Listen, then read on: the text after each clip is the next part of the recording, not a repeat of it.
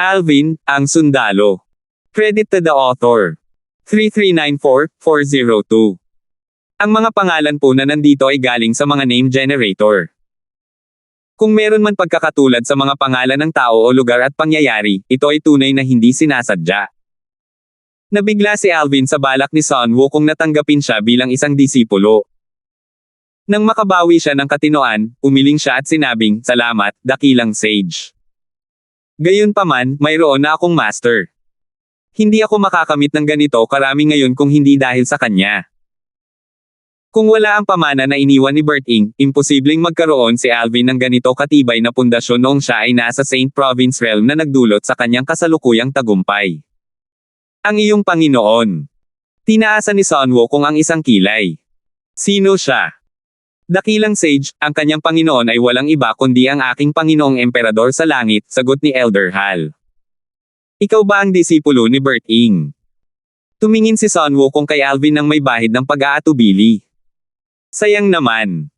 Bihira lang makatagpo ng ganito kabatang talento mula sa iisang planeta. Napakaswerte talaga ni Bert Ing. Kasunod nito, si Sun Wukong ay naging isang guhit ng gininto ang liwanag at naglaho sa paningin ng lahat. Dahil dito, ang mga tinaguriang Celestial Emperor mula sa Qilin Clan ay nagsimulang umalis isa-isa. Sumulyap silang lahat kay Alvin bago umalis. Siya ang disipulo ng Heavenly Emperor ng Solitary Destructive Heaven, si Bert Ing. Hindi ko inaasahan. Hindi ko inakalang tatanggapin ni Heavenly Emperor Bert Ing ang isang tunay na disipulo. Nabalitaan kong mga nominal na disipulo lang ang meron siya bago ito. Sinasabing nakamit na ni Heavenly Emperor Bert Ing ang pagka-Diyos. Base sa reaksyon ng Heavens equal Celestial Emperor, tila totoo ang chismis. Tama iyan. Ang kapantay na emperador ng langit ay karaniwang walang takot. Dukutin sana niya si Alvin kung hindi nakamit ng emperador ng langit na si Bert Ing ang pagiging Diyos. Ang mga pag-uusap sa pagitan ng grupo ng mga pinamagatang Celestial Emperor ng Qilin Clan ay halos hindi makapagsalita si Alvin. Ganoon ba kawalang ingat si Sun Wukong? Sa sandaling ito, dumating si Mokong sa harap ni na Alvin at Delon, ang pangalawang elder ng Qilin Clan. Binabati ng patriarka ng Qilin Clan, si Mokong, ang batang Panginoon ng Heavenly Palace of Solitary Destructive Heaven. Hindi ko inaasahan na ang iyong ama ay nasa Qilin Clan. Humihingi ako ng paumanhin sa abala. Malinaw na ipinaalam na ni Delon kay Mokong ang tungkol sa layunin ng pagbisita ni Alvin. Patriarch Mokong, masyado kang magalang. Sa loob-loob ni Alvin ay nagulat na si Mokong, isa sa mga nangungunang 7-star gods of war, ay napakagalang sa kanya. Dapat malaman ng isa, ang lakas ni na Mokong at Sun Wukong ay bahagyang mas mababa lamang kay Octavius mula sa Divine Offering Land, isang realm of God. Young Master, dapat po kayong manatili pa sa Qilin Clan ng kaunti pa para mailibot ko kayo, nakangiting sabi ni Mokong. Umiling si Alvin at magalang na tinanggihan ang imbitasyon. Patriarch Mokong, salamat sa iyong imbitasyon. Gayunpaman, gusto kong hanapin ang aking ina sa lalong madaling panahon. Kung may oras ako sa hinaharap, tiyak na bibisitahin ko ulit ang Qilin Clan. Sayang naman. Bumantong hininga si Mokong. Pangalawang elder, tandaan mong personal na paalisin si Young Master Darfield. Naiintindihan ko, tugon ni Delon. Pagkaalis ni Mokong, inilabas ni Delon si Alvin at ang iba pa. Tiningnan niya si Alvin at bumantong hininga, bihira para sa ating patriarka ang magpakita ng ganitong paggalang. Hindi man lang siya gaanong magalang sa mga tunay na disipulo ng ilang pambihirang emperador sa langit. Tila kinikilala niya ang lakas ng emperador sa langit na si Bert Ing. Ito ang unang pagkakataon na nakita ko siyang naging ganito kabait sa mga nakababatang henerasyon. Bahagya lamang ngumiti si Alvin bilang tugon. Hindi niya alam ang sasabihin. Di nagtagal, nakarating sila sa lugar ng transportasyon sa lupain ng Qilin Clan. Pagdating nila sa isa pang Devata Realm, umalis si Edmund dahil natapos na niya ang kanyang misyon. Sa kabilang banda, patuloy na sinamahan ni Elder Hal si Alvin. Sa oras na ito, iminungkahi ni Alvin na pumasok si Raymond sa kanyang maliit na mundo kung saan naglilinang sina Vilma, Irish, Little Gold, at Tanya. Sinabi niya sa kanyang ama na ilalabas niya ito kapag natagpuan na niya ang kanyang ina. Umiling si Raymond. Hindi na kailangan yan. Kailangan mo ng tulong ni Vilma para makipag-usap sa nanay mo. Pero, nasa akin ang soul pearl ng nanay mo at vice versa para direktang makausap ko siya. Mas mapapadali nito ang paghahanap natin. Papasok lang ako sa little world mo kapag nahanap na natin siya. Bukod pa rito, simula nang umakyat ako mula sa mundane realm, nasa Kilin Clan lang ako. Magandang pagkakataon ito para tuklasin ko ang Devata Realms. Walang anumang pagtutol si Alvin. Sa oras na ito, nilisan ni Vilma at Irish ang maliit na mundo ni Alvin upang salubungin si Raymond. Niyakap ni Vilma si Raymond at niyakap ito ng matagal.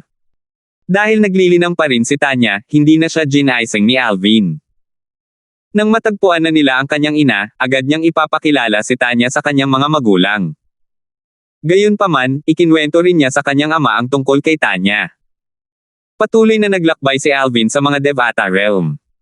Karaniwan silang gumugugol ng 2 o 3 araw ng kahit man lang sa bawat Devata Realm. Nang makarating sila sa kanilang ika-9 na Devata Realm pagkatapos umalis sa 10,000 Beasts Heaven, sa wakas ay nakatanggap sila ng tugon. Ang taong tumugon ay walang iba kundi si Wilbur, ang ama ni Irish. Theo Flair. Si Wilbur ay isang nakatatandang iginagalang ni Alvin. Hindi lamang dahil si Wilbur ang ama ni Irish, kundi dahil din sa malaking tulong sa kanya ni Wilbur nung bata pa siya. Tinatrato niya si Wilbur na parang kanyang ama rin. Matapos matanggap ang tugon ni Wilbur, sinabi ni Alvin kay Raymond, "Ama, may balita mula kay Theo Flair. Nandito na siya." Matandang Feng. Nagningning ang mga mata ni Raymond. Napakaganda ng pakikitungo niya kay Wilbur. Hindi naman kalabisan na sabihing pareho silang matalik na magkaibigan. Nasaan siya? Dalian natin at hanapin siya. Si Theo Flair ay kabilang sa isang sekta sa ikatlong baitang na tinatawag na Heaven Movement Celestial Sect. Ang Heaven Movement Celestial Sect ay matatagpuan sa kasunod ng tagubili ni Irish, dinala ni Alvin sina Raymond at Elder Hal sa isang transportation formation upang tumungo sa Heaven Movement Celestial Sect. Ang Heaven Movement Celestial Sect ay isang sekta na nasa ikatlong baitang na matatagpuan sa Green Robe Territory ng Green Robe Heaven. Mayroon silang isang ordinaryong emperador na may titulong celestial sa kanilang hanay.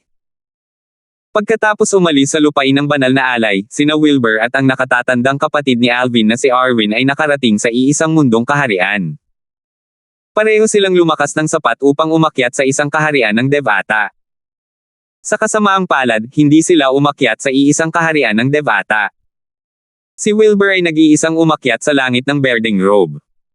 Matapos ipakita ang kanyang kapangyarihan sa Green Robe Heaven, sumali si Wilbur sa Heaven Movement Celestial Sect. Si Wilbur, na itinuturing na medyo bata sa mga Celestial, ay nakakuha ng atensyon ng tinaguriang Celestial Emperor ng sekta dahil sa kanyang edad at cultivation base bilang isang Celestial Lord. Tinanggap ng tinaguriang Celestial Emperor si Wilbur bilang kanyang huling disipulo, kaya naman, naging maganda ang pagtrato kay Wilbur sa sekta. Nang dumating si Alvin sa labas ng lupain ng Heaven Movement Celestial Sect, naghihintay na sa kanya si Wilbur. Si Irish, na hindi makapag-cultivate dahil sa labis na emosyon, ay umalis sa Little World upang samahan si Alvin sa Heaven Movement Celestial Sect. Ama! Sumugod si Irish sa mga bisig ni Wilbur habang umaagos ang mga luha sa kanyang mukha. Para sa kanya, ang dalawang pinakamahalagang lalaki sa kanyang buhay ay ang kanyang ama at si Alvin. Ngayong kasama na niya silang dalawa at ligtas silang pareho, naramdaman niyang may nabawas na bigat sa kanyang dibdib. Hanggal na bata. Hindi ka ba nahihiya na pinapanood tayo ni na Brother Darfield at Alvin? Pang-aasar ni Wilbur sa kanyang anak. Nakaramdam siya ng kaunting kawalan ng kakayahan nang makita niyang atubili ang kanyang anak na kumawala sa pagkakayakap nito sa kanya. Gayunpaman, matapos marinig ni Feng Tian ang mga salita ng kanyang ama, sa huli ay binitawan niya ito. Kahit na lumipas ang maraming taon, ang kanyang ama ay hindi pa rin nagbabago, ang kanyang aura lamang ang nagbago at naging pambihira. Isa na siyang Celestial Lord ngayon, kung tutuusin. Theo Flair, pasensya na sa abala na naidulot ko sa iyo, paghingi ng tawad ni Alvin habang nakayuko. Nalungkot siya dahil dinukot si Wilbur dahil sa isa pa niyang asawa, si Kelly. Brat, anong sinasabi mo? Pamilya tayo, di ba? Hindi mo kailangang humingi ng tawad. Nagkunwari si Wilbur na may hindi pagkagusto sa kanyang mukha. Bukod pa rito, isang biyaya na nakatago na nadala tayo sa Divine Offering Land. Kung hindi, hindi ako magiging isang one basic celestial lord sa maikling panahon. Medyo proud na proud siya sa kanyang sarili sa pagtatapos ng kanyang mga salita. 3,375. Hindi napigilan ni Wilbur na bahagyang mapawi ang galit nang matuklasan niyang mas mataas ang cultivation base ni Raymond kaysa sa kanya. Bumantong hininga siya. Kapatid na Darfield, hindi ko inaasahan na mas mataas ang cultivation base mo kaysa sa akin noong nagkaroon ako ng ilang hindi inaasahang engkwentro at maayos na cultivation path. Kahit noon, ang cultivation base ni Raymond ay palaging mas mataas kaysa kay Wilbur. Bago umalis sa Divine Offering Land, ang cultivation base ni Raymond ay mas mataas pa rin kaysa sa kanya, ngunit medyo mas mataas lang ito ng kaunti. Naisip niya pagkatapos ng kanyang karanasan sa Green Robe Heaven, ang kanyang cultivation base ay hihigitin ang grupo ng mga taong kasama niyang dinala sa Divine Offering Land. Sino ang mag-aakala na ang cultivation base ni Raymond ay mas mataas pa rin kaysa sa kanya? Bumantong hininga si Wilbur. Parang nakatagpo rin si Brother Darfield ng ilang hindi inaasahang pagkakataon sa Devata Realms. Nagkataong engkwentro. Kumaibot ang mga labi ni Raymond. Naguguluhan na tanong ni Wilbur nang makita ang reaksyon ni Raymond. Anong problema, Kuya Darfield? Malinaw na atubiling pag-usapan ni Raymond ang kanyang karanasan. Theo Flair. Sa kabila ng babalang tingin ng kanyang ama, ikinwento pa rin ni Alvin ang nangyari kay Wilbur. Sandaling natigilan si Wilbur. Nang kabawi siya ng katinoan, inggit na tumingin siya kay Raymond. Kapatid na Darfield, ang ganda talaga ng munting prinsesa mula sa Kilin Clan, di ba? Ama! Sigaw ni Irish sa sandaling ito.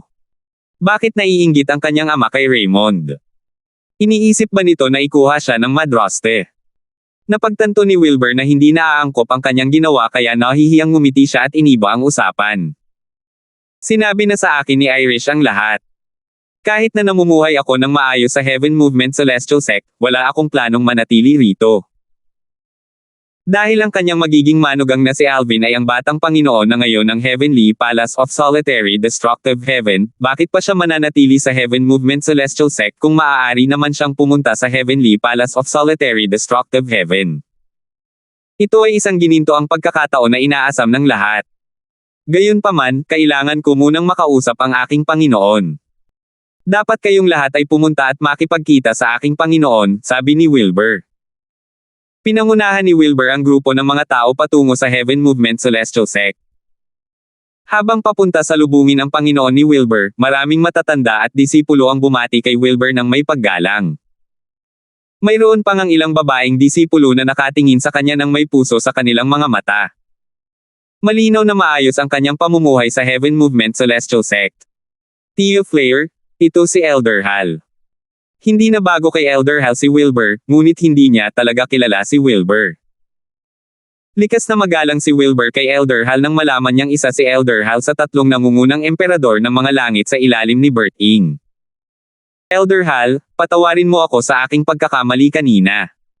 Kanina pa minamaliit ni Wilbur si Elder Hal at inakala niyang nasasakupan lamang ni Alvin si Elder Hal. Sa oras na ito, sa wakas ay nakarating na sina Wilbur at ang iba pa bago ang Panginoon ni Wilbur.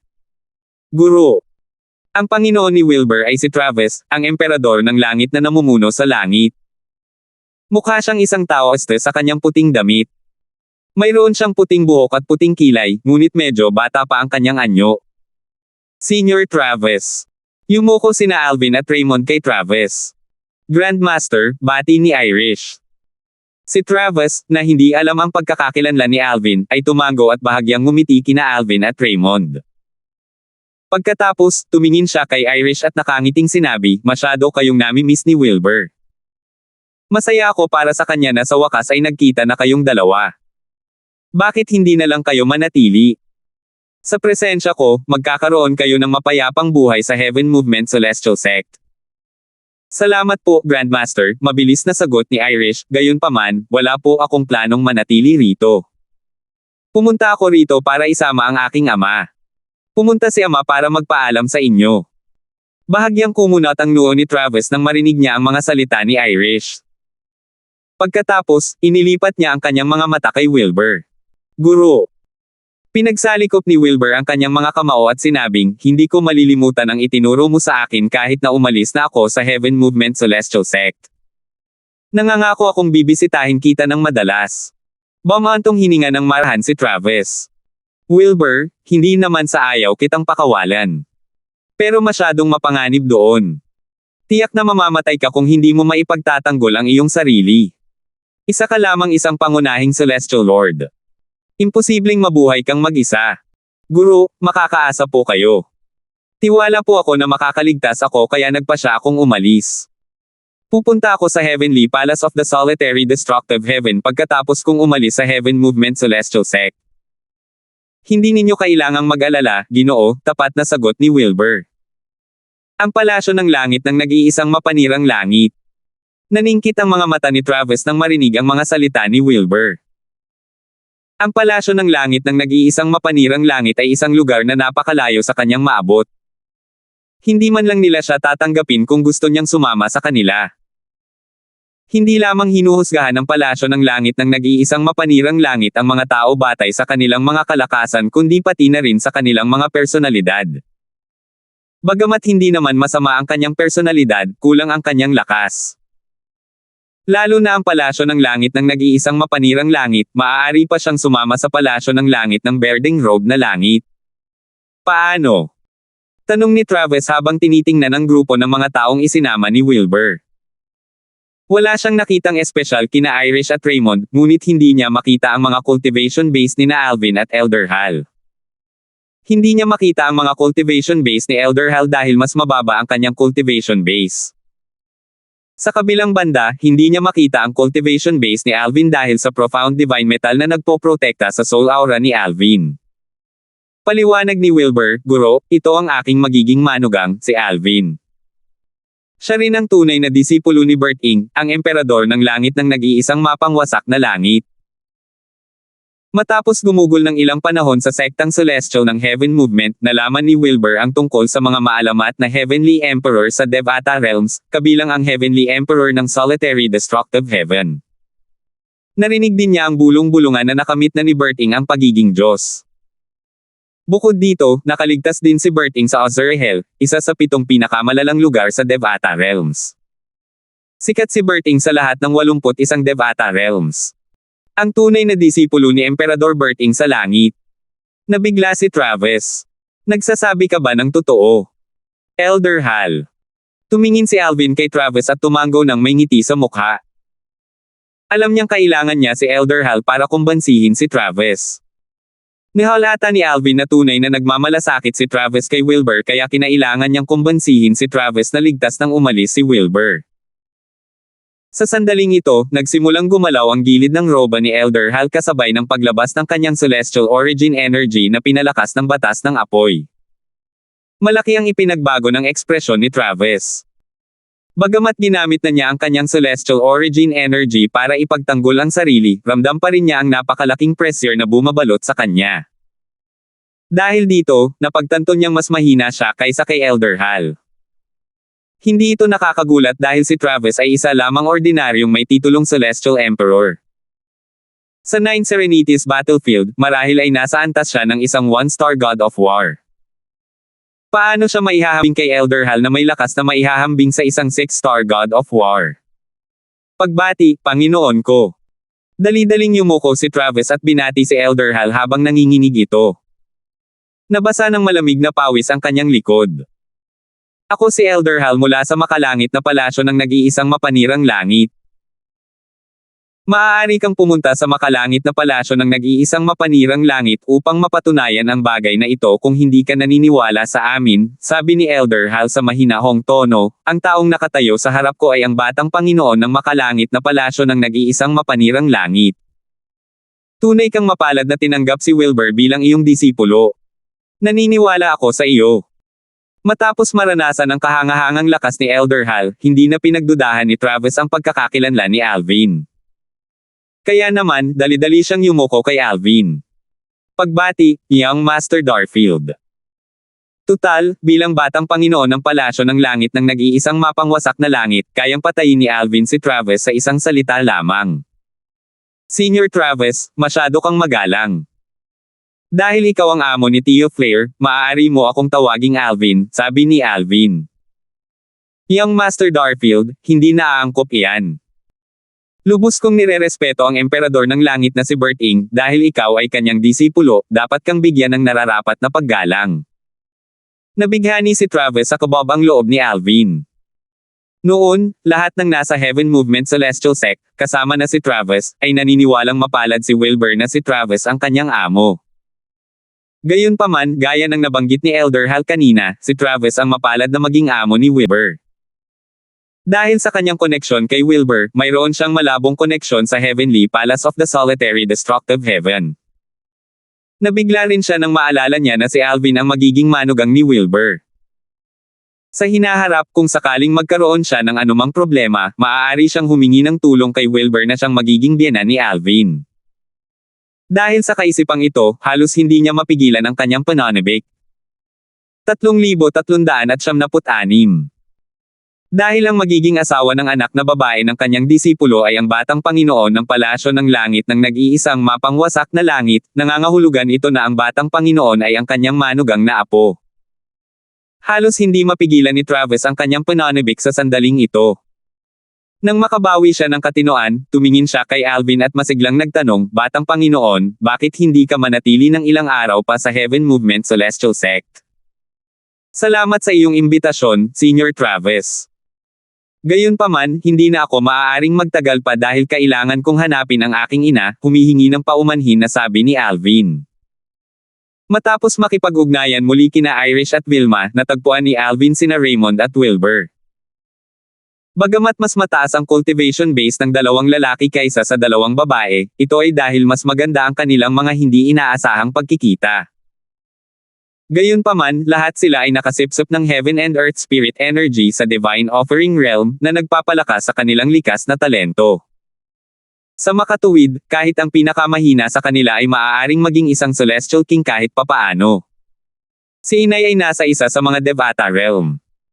Kailangan nating patuloy na hanapin ang lahat ng Devata Realm. Bulalas ni Alvin sa loob-loob. Pagkatapos umalis sa Heaven Movement Celestial Sect, sina Irish at Wilbur ay pumasok sa Little World ni Alvin. Nagningning ang mga mata ni Wilbur nang makita niya ang Little World ni Alvin. Para bang isang bagong mundo ang bumukas sa kanya. Dahil sa Little World ni Alvin, nagmukhang malungkot at sira-sira ang kanyang Little World. Higit sa lahat, nagulat siya na ang Heaven and Earth Spirit Energy sa mundo ni Alvin ay nagpaalala sa kanya ng nasa Divine Offering Realm. Batay sa kanyang nalalaman, ang ganitong Heaven and Earth Spirit Energy ay imposibleng matagpuan sa Devata Realms.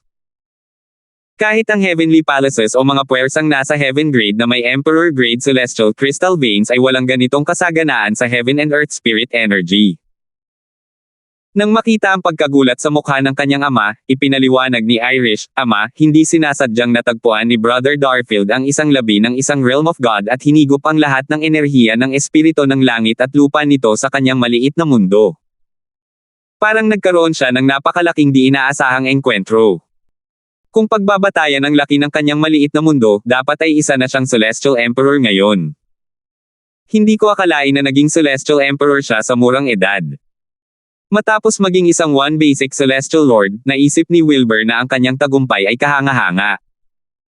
Gayunpaman, natuklasan niya kalaunan na hindi man lang siya kayang tapatan si Raymond. Bagamat isa ring Celestial Lord si Raymond ay ilang antas na mas mataas kaysa sa kanya.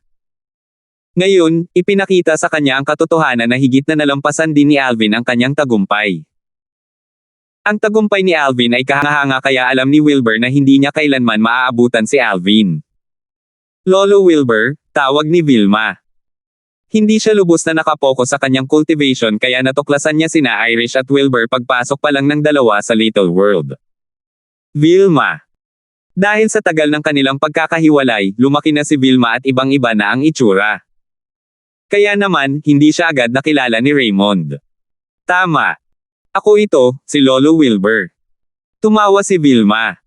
Vilma, lumaki ka sa isang kisap mata lang. Isa ka ng hari sa langit. Madamdaming bamaantong hininga si Wilbur. Pakiramdam niya ay napakabilis lumipas ng panahon. Ang batang babae noon ay malaki na ngayon. Mukhang mas bata lang siya ng kaunti kaysa sa kanyang anak na si Irish. Lolo Wilbur, mas magaling ka pa sa akin. Isa ka ng Celestial Lord. Nakangiting sabi ni Vilma. Well, wala pa rin naman yan kumpara sa tatay at lolo mo, nahihiyang sabi ni Wilbur. Kasabay nito, sa wakas ay natagpuan niya ang taong nakaupo sa ilalim ng higanting puno. Kahit nakapikit ang mga mata ng babae, nagniningning pa rin ang kanyang kagandahan, na nagpapatingkad sa paligid. Napakagandang ganda. Bulalas ni Wilbur. Pagkatapos, agad niyang tiningnan si Irish at nagtanong, Irish, sino siya? Ama, siya si Junior Sister Tanya, nakangiting sabi ni Irish, nang umakyat si Brother Darfield sa Devata Realm, nakilala niya ito. Noong panahong iyon, wala pa siyang 20 taong gulang. Mas bata pa siya kay Vilma. Napangiti ng mapait si Vilma nang marinig ang mga sinabi ni Irish.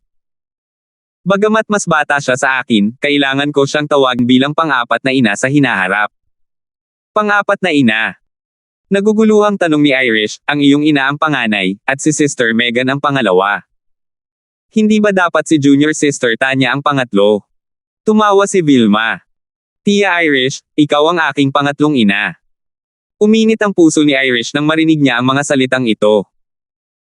Napaangat ang sulok ng kanyang mga labi at napangiti ng pabiro niyang sinabi, ang lakas ng loob mong pagtawanan ako.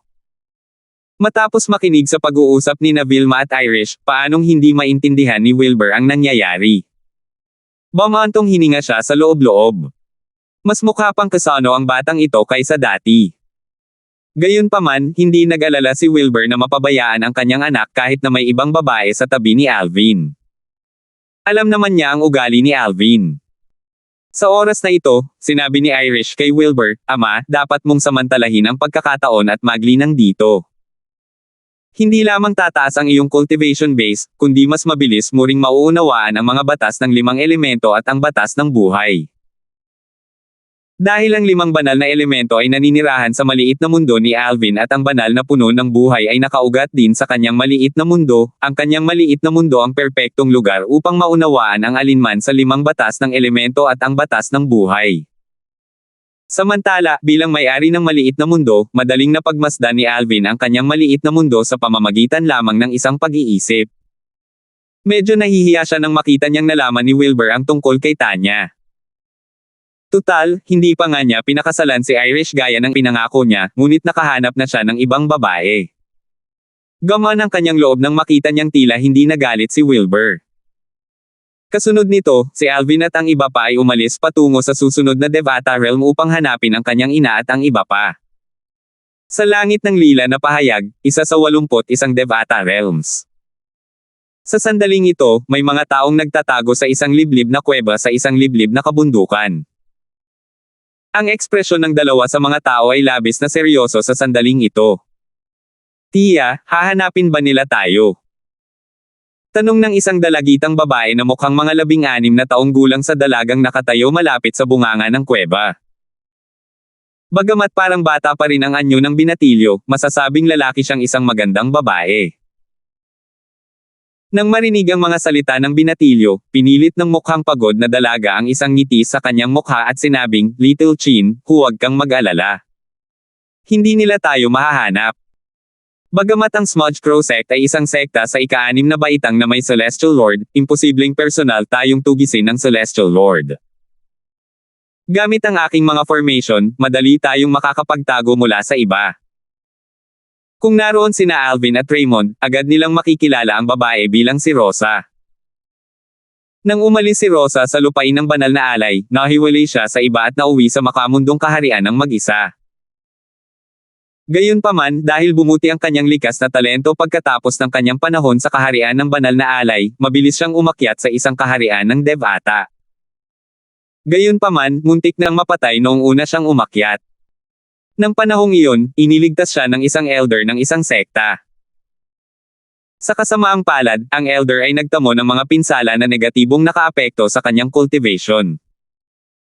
Nang panahong iyon, sinundan niya ang elder pabalik at naging miyembro ng isang sekta na puro babae.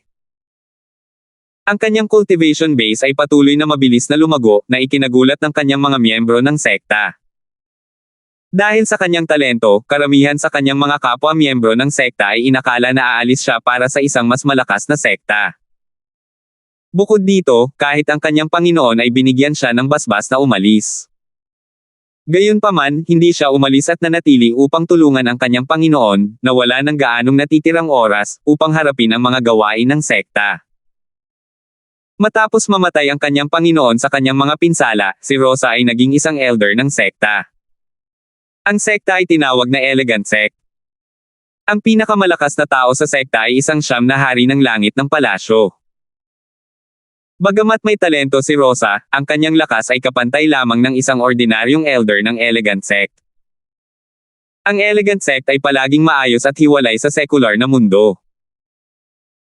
Gayunpaman, isang makapangyarihang puwersa mula sa puwersa ng ika-6 na baitang ang biglang lumitaw isang araw at gustong sakupin ang Elegant Sect. Bukod dito, nais ng makapangyarihang puwersa mula sa sektang iyon na ang mga miyembro ng Elegant Sect ay maging mga katuwang sa paglilinang ng kanilang mga lalaking disipulo. Natural lamang tumanggi ang Elegant Sect na magpasakop, at bilang resulta, sila ay inapi ng sektang iyon ng ika-6 na baitang. Ang sektang iyon ng ika-6 na baitang ay hindi lamang naging dahilan upang magkawatak-watek ang mga miyembro ng Elegant Sect, kundi hinabol at pinatay din nila ang mga miyembro ng Elegant Sect ng paisa-isa. Bilang isang elder ng Elegant Sect, nagawa ni Rosa na magsama ng 12 disipulo at tumakas patungo sa liblib na kabundukan upang magtago. Sa sandaling ito, isang kaguluhan ang umalangaw-ngaw mula sa labas ng kuweba bago narinig ang isang malamig na boses na nagsasabing, nandito na ang mga miyembro ng Elegant Sect. Nang marinig ang mga salitang ito, lubhang nagbago ang ekspresyon ng mukha ni Rosa. 3,377. Natuklasan na ba nila tayo? Labis na nagbago ang ekspresyon ni Rosa. Hindi niya inaasahan na matutuklasan siya ng ganito kabilis ng mga miyembro ng Smudge Crow Sect dahil pumili siya ng isang liblib na taguan at nagtayo pa ng isang formation para itago ang kanilang mga aura. Samantala, nagsimulang magpanik ang 12 ng mga disipulo mula sa Elegant Sect. Tumingin sila kay Rosa na siyang tanging pag-asa nila sa sandaling ito. Ika-9 na elder, ano ang dapat nating gawin ngayong natuklasan na tayo? Ika-9 na elder, ayoko pang mamatay. Ika-9 na elder. Huminga ng malalim si Rosa bago ngumiti at sinabing may katiyakan, huwag kang mag-alala, baka hindi nila alam ang eksaktong lokasyon natin. Sino ang nakakaalam kung sinusubukan lang nila tayong akitin palabas gamit ang kanilang mga salita? Hindi tayo maaaring umalis sa kuweba ngayon. Kung talagang matutuklasan nila tayo, pupunta sila sa kuweba. Kung aalis tayo ng walang ingat ngayon, baka mahulog tayo sa kanilang patibong. Bahagyang kumalma ang mga disipulo matapos makinig sa mga salita ni Rosa. Pinigilan nilang lahat ang kanilang mga hininga, sinusubukang manatiling tahimik hanggat maaari. Di nagtagal, hamupa ang ingay sa labas ng kuweba. Dahil dito, nakangiting sinabi ng isa sa mga disipulo, mukhang ligtas na tayo ngayon. Mabuti na lang at kalmado at makatuwiran ang ika-9 na elder. Kung hindi, nahulog na sana tayo sa kanilang patibong. Masayang-masaya ang mga disipulo matapos muntik nang matuklasan ang kanilang mga kaaway. Sa katunayan, karamihan sa kanila ay hindi pa nauunawaan ang sitwasyong kanilang kinalalagyan. Biglang dumating ang kalamidad sa Elegant Sect. Ang mga miyembro ng sekta ay tumakas sa iba't ibang direksyon habang nagaganap ang kaguluhan. Bawat isa sa mga matataas na opisyal ng sekta ay nagdala ng pinakamaraming disipulo hanggat maaari upang makatakas sa sakuna. Sa sandaling ito, isang malakas at mapanghamak na boses ang umalangaw-ngaw mula sa labas ng kuweba. Nakatatanda Rosa. Kasabay nito, isang matangkad na figure ang lumipad mula sa silangan papunta sa kuweba, na naging dahilan upang lubos na magbago ang ekspresyon ng mga disipulo mula sa Elegant Sect. Swoosh! Swoosh! Swoosh! Malamig na kumislap ang mga mata ni Rosa habang umaatake siya ng walang pag-aalinlangan. Libo-libong sinag ng espada ang lumipad patungo sa nanghihimasok. Sa kasamaang palad, halos walang iniwang gasgas ang kanyang mga pag-atake sa nanghihimasok. Sumugod ang celestial origin energy at madaling napawalang bisa ang mga sinag ng espada ni Rosa. Malinaw na wala siyang laban sa kanyang kalaban. Ang nanghihimasok, isang matangkad at maskuladong lalaking may balbas, ay nagsabi ng may kumikislap na mga mata, Elder Rosa, wala kang laban sa akin. Nakakalungkot na may gusto sa iyo ang ating sect leader. Kung hindi, tatanggapin na sana kita. Gayunpaman, magagaling din ang iyong mga disipulo. Kasunod nito, lumitaw ang ilang figure sa likod ng lalaking may balbas. Kasabay nito, labis na nalungkot ang mga disipulo ng Elegant Sect nang makita nila ang lalaking may balbas. Namutla ang kanilang mga mukha nang makita nila ang lalaking may balbas. Ito ang pangatlong elder ng Smudge Crow Sect, si Gian Fade. Si Gian ay isang 8 trigram Celestial King. Si Elder Rosa ay walang kapantay para sa kanya. Madali lang para sa kanya na patayin tayong lahat. Ngayong nandito na si Gian, mapapahamak na tayo. Gayunpaman, sa kabila ng kawalan ng pag-asa sa sitwasyon, karamihan sa mga disipulo ng Elegant Sect ay hindi sumuko sa kawalan ng pag-asa. Determinado silang lumaban hanggang sa huli. Mas gugustuhin pa nilang mamatay kaysa sumuko sa Smudge Crow Sect. Ganito rin ang naramdaman ni Rosa. Handa niyang isugal ang buhay niya. Tiningnan niya ang mga batang babae sa paligid niya bago niya sinabi kay Gian ng may hindi nakatagong pandidiri.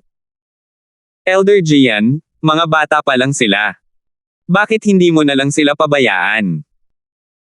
Tiningnan ni Gian ang mga batang babae sa harap niya bago niya sinabi, Elder Rosa, nagbibiro ka siguro. Ang gaganda nilang lahat ngayon. Walang duda na lalaki silang magaganda sa loob lamang ng ilang taon. Huwag kang mag-alala, palalakihin namin sila ng maayos pagkatapos naming ibig sila sa sekta. Malamig na kumislap ang mga mata ni Rosa nang marinig niya ang mga sinabi ni Gian. Sa sandaling ito, biglang nagsalita ang isa sa mga disipulo mula sa Elegant Sect, Elder Rosa, mga nakatatandang kapatid na babae, mga nakababatang kapatid na babae, aalis muna ako. Kasunod nito, desididong sinampal ng babaeng disipulo ang sarili niyang noo na nagpakamatay. Dahil doon, ang mga babaeng disipulo mula sa Elegant Sect ay nagsimulang magpakamatay ng paisa-isa upang mapanatili ang kanilang karangalan. Ang kanilang mga katawan ay sunod-sunod na bumagsak sa lupa. Nanginginig sa galit si Rosa. Nabigo siya sa kawalan ng kapangyarihang gumawa ng kahit ano. Wala na siyang nagawa kundi panoorin na lang ang mga disipulo ng Elegant Sect na bumagsak sa lupa. Nang makita ito, walang pakialam na sinabi ni Fang Li, napakatapang nila. Sinulyapan niya ang mga bangkay sa lupa at sinabi sa mga taong nasa likuran niya, itago ang kanilang mga katawan sa spatial ring. Maaari nating ibigay ang kanilang mga bangkay sa mga matatanda at disipulo na may masasamang gawi. Opo, ikatlong elder. Kasabay nito, agad na namutla ang mga mukha ng mga disipulo ng Elegant Sect na malapit nang magpakamatay nang marinig nila ang mga salita ni Gian. Ano ang saysay ng pagpapakamatay kung malinaw na hindi sila balak palayain ng Smudge Crow Sect kahit na malapit na silang mamatay? Bago pa man makakilos ang mga nasasakupan ni Gian, nauna nang kumilos si Rosa. Libo-libong sinag ng espada ang lumitaw at tumama patungo sa mga bangkay ng mga disipulo mula sa Elegant Sect na agad na sumaire sa kanila. Hindi niya hahayaang madungisan ang kanilang mga bangkay. Elder Rosa, limitado lang ang kaya mong gawin, walang pakialam na sabi ni Gian, habang nag-uusap tayo, maraming bangkay ng mga disipulo ng Elegant Sect ang ibinabalik sa ating sekta. Sinabi ni Elder Rosa, ang ating sect leader, na kung maglalakas loob kang magpakamatay, puputulin at babalatan niya ng buhay ang 100 disipulo ng Elegant Sect. Para bang nababasa niya ang iniisip ni Rosa, patuloy na sinabi ni Gian, ang paghiwa at pagbabalat ng buhay. Naiisip mo ba kung gaano kasakit iyon? Ang pag-iisip pa lang tungkol dito ay nakakapangilabot na. Namutla ang mga mukha ng mga natitirang disipulo ng Elegant Sect habang napilitan si Rosa na baliwalain ang ideya ng pagpapakamatay. Mas malala pa, sisirain ko lang ang mukha ko. Hindi ako naniniwalang magkakainteres ang pinuno ng sekta ng Smudge Crow Sect sa isang taong pangit, naisip ni Rosa sa sarili. Kasabay nito, pinagsisihan niya ang hindi pakikinig sa kanyang Panginoon at sumali sa isang mas malakas na sekta. Kung nakinig lang siya sa kanyang Panginoon, matutulungan niya sana ang Elegant Sect. Tutal, hindi naman maglalakas loob na makialam ang Smudge Crow sect sa Elegant sect kung mayroon silang suporta mula sa isang mas malakas na sekta. Tutal, ang Smudge Crow sect ay isang sekta lamang sa ika-6 na baitang na may isang Celestial Lord. Dahil sa likas na talento ni Rosa, madali siyang makakasali sa isang mas malakas na sekta kung gugustuhin niya. Hindi imposible para sa kanya na sumali sa isang sekta sa unang baitang dahil siya ay naging isang Celestial King sa medyo murang edad. Sa huli, sa ilalim ng mga banta ni Jien, si Rosa at ang mga natitirang disipulo mula sa Elegant sect ay nabihag ni Jien at ng kanyang mga tauhan. Habang naglalakbay patungo sa Smudge Crow sect, lumitaw sa isip ni Rosa ang imahe ng isang matangkad na lalaki habang iniisip niya ang sarili, kapatid na Feng, pasensya na. Mukhang hindi na tayo muling magkakasama. Matapos kong sirain ang aking anyo, plano kong magpakamatay. Hindi ko hahayaang kunin nila akong buhay. Kasunod nito, isang gwapong binata na nakasuot ng lilang roba ang lumitaw sa isip ni Rosa. Alvin, patuloy kang babantayan ni nanay sa kabilang buhay. Sana ay mamuhay kayo, sina Kelly, Megan, Vilma, at Tristan ng maayos. Sa sandaling ito, isang dalagitang babae ang humawak sa braso ni Rosa at nanginginig na sinabi, Junior tita, natatakot talaga ako. Lamambat ang tingin ni Rosa habang nakatingin sa dalaga. Naalala niya ang kanyang apo, si Vilma. Sinubukan niyang aliwin ang dalaga sa pagsasabing, huwag kang matakot, Little Chin.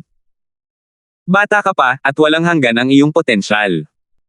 Tiyak na makakatakas ka kapag dumating ang pagkakataon. Kahit alam ni Rosa na halos imposibleng makatakas kapag nakapasok na sila sa Smudge Crow sect, gusto pa rin niyang bigyan ng kaunting ginhawa ang binatilyo. Gaya ng inaasahan, hamupan ng husto ang ekspresyon ng dalaga matapos marinig ang mga salita ni Rosa.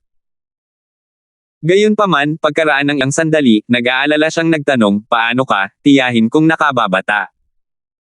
At ang mga nakatatandang kapatid kong babae, ano ang mangyayari sa kanila? Maghahanap tayo ng paraan. Sabi ni Rosa habang pinipilit ang isang ngiti sa kanyang mukha. Bumantong hininga siya sa loob-loob. Hindi siya takot sa kamatayan, ngunit pinagsisisihan niya na hindi niya nagawang makasama ang kanyang anak bago pa man siya mamatay. Kung ikukumpara sa iba, mas matagal pa siyang nahiwalay sa kanyang anak. Sa oras na ito, biglang nanlaki ang mga mata ni Rosa. Habang iniisip niya ang kanyang anak, hindi inaasahang nakatanggap siya ng isang mensahe. Alvin, nakatanggap ako ng tugon mula sa iyong ina. Tuwang-tuwa na bulalas ni Raymond. Nakatanggap ng tugon si Raymond mula kay Rosa pagkarating nilang lahat sa Purple Revelation Heaven. Si Alvin, na unang beses na bumisita sa Purple Revelation Heaven, ay sandaling natigilan. Pagkatapos, nagtanong siya ng may parehong pananabik, nandito ba si inay? Nasaan na siya ngayon? Nasa Purple Revelation territory siya, sagot ni Raymond. Di nagtagal, lumitaw ang apoy ng galit sa mga mata ni Raymond. Hindi nakaligtas sa paningin ni Alvin ang biglaang reaksyon ni Raymond. Nang maramdaman ang galit ng kanyang ama, nagtanong siya ng may galit, Ama, may nangyari ba kay ina? Seryosong sinabi ni Raymond, kung makakarating tayo pagkalipas ng ilang araw, baka hindi na natin makita muli ang nanay mo. Agad na nagbago ang ekspresyon ni Alvin. Anong nangyari? Simulan na natin. Ikukwento ko sa iyo ang tungkol dito habang naglalakbay, sabi ni Raymond. Tumango si Alvin. Nag-aalala niyang sinabi, pumunta tayo sa pinakamalapit na lugar ng transportasyon. Ama, tanungin mo si inay tungkol sa pinakamalapit na transportation formation sa kanya, kung hindi siya sigurado, tanungin mo siya tungkol sa mga sikat na landmark sa paligid niya. 3,378. Ang Smudge Crow sect ay isang sekta ng ika-6 na baitang na matatagpuan sa isang tigang at liblib na kabundukan. Halos walang anumang aktibidad ng tao sa paligid nito. Gayunpaman, nakatago sa likod ng mga bundok ang isang mataong lupain na may maraming gusali. Ang lupain ng sekta ay parang paraiso. Ika-9 na elder.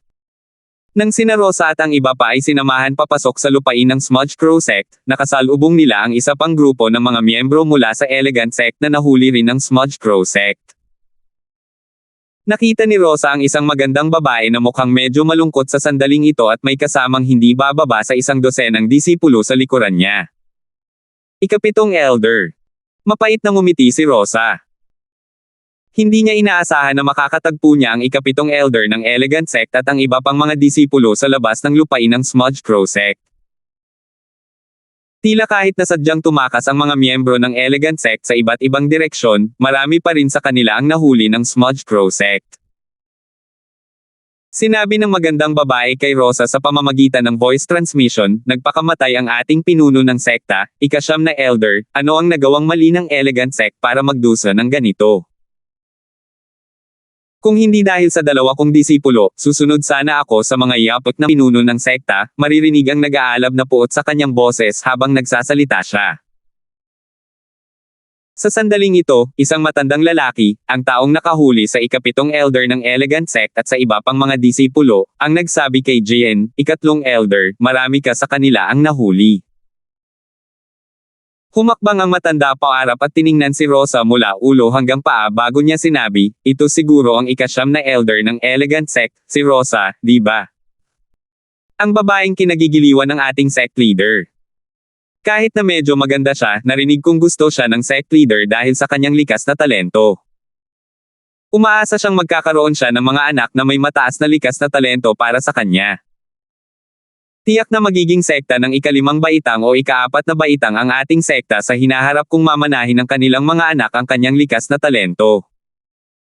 Ika-5 Elder, marami ka ring nabihag sa kanila, sagot ni Jian nang may bahagyang ngiti habang nakatingin sa grupo ng mga miyembro ng Elegant Sect na nabihag ng matandang lalaki.